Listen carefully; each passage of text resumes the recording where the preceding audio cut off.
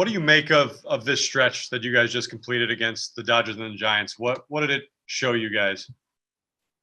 I mean, they're really good teams. They're really, really good teams, and I feel like that we hung in there a lot, but we just didn't get it done. I know, you're by nature just an incredibly positive guy, optimistic. You certainly expressed those thoughts a lot to us in the last couple of weeks. Given the stretch that was just completed and now the task in front of you, where does your confidence level, I guess, rank with what you guys need to do here in the next 5 weeks or so? Yeah, I mean, the next 5 weeks are going to be the most important time of the year for us, and it's been really nice having Francisco and Javi back. And I feel like now that we're having our guys in the lineup consistently on a day in and day out basis, it's going to be there.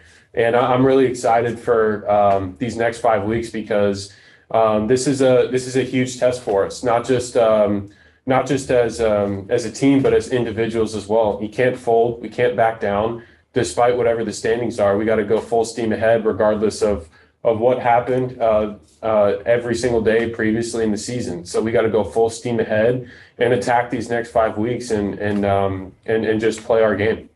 Pete, I know you say Javi and Lindor are back now, and obviously those are huge pieces to add. But for a while now, you've had at least the majority of the guys that you've been missing throughout the season, and the offense just still hasn't come. So what gives you that confidence that it's going to turn here and it's going to turn quick enough for it to make a difference?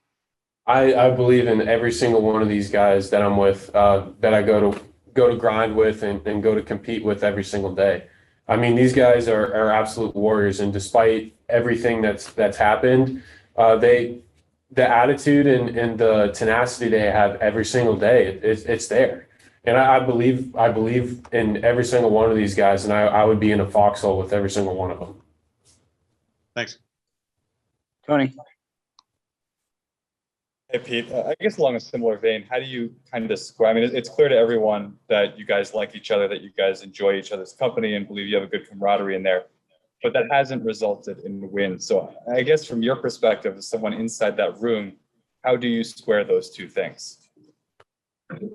Just keep going. Just keep coming to the yard with a good attitude and a strong work ethic every day. Like I said, I wouldn't want to be anywhere else with anybody else. So I mean, these guys are extremely gritty, hardworking, and talented ball players. And I've said this before. I'll say it till I'm blue in the face. I mean, these guys. I mean, this is a huge test for us these last 5 weeks. I mean, that's the truth. But every single day, I mean, there's nowhere I'd rather be with than these guys. Like I said before, when I was talking with Steve, like I would be in a foxhole with these guys. Thank you. Ed? Hey, Pete, in seeing the Dodgers and the Giants up close, over these 2 weeks, what did you take from that? What can you learn from those guys that can help you guys down the stretch? Yeah, I mean, Dodgers and Giants, both extremely high-quality ball teams, and I feel like we were always one pitch away or one swing away or one base running advancement away. There's always just that one little thing in every single game, and I feel like that we were playing right with them the entire time. Granted, a lot of the wins don't really reflect that, but I feel like we played in a ton of close ball games. So we're right there with them, stride for stride. It's just they were. I think that consistently they were able to nudge their nose out towards the end of the ball game, so to speak. But honestly, I think that I think it's just one swing here, one pitch there, one call here. I honestly think we were right there with them. It's just we played every ball game tooth and nail and fought extremely hard, and it's just one hit, one pitch away. So it's just being able to capitalize in those moments, I feel like, and that's what's gonna help us moving forward these last 5 weeks or so. Tim? After 13 in a row against these teams, how much of an opportunity is 15 in a row against the Nationals and Marlins? I mean, every single day is a new opportunity, regardless of the opponent, because regardless of the colors or the team or their status in the standings, we're playing against the best people in the world. I mean, this is the big leagues for a reason, and you can't take any team lightly. And tomorrow's a new day and a great opportunity for us to really take a springboard forward. Thank you. Dave.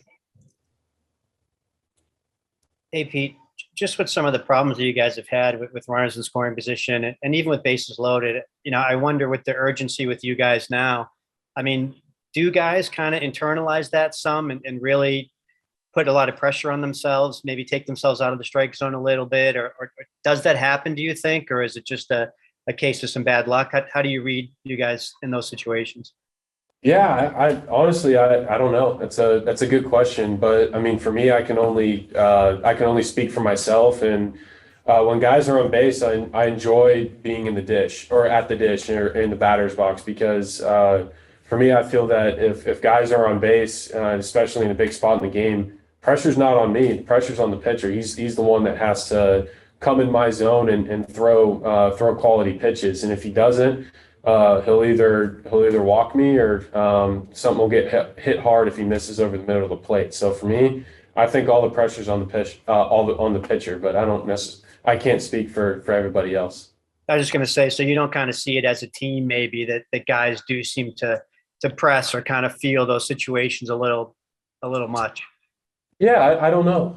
Again, I can only speak for myself. Okay. Thanks, Pete. Finally, Justin Toscano. Hey, Pete, are you at all concerned that there's not enough time to make up ground in the standings before it's too late? I honestly, I don't think it's too late. It's never, to me, I don't think it's ever too late to flip the script. And yeah, there's other teams ahead of us in the standings, but we can't control how the other teams play.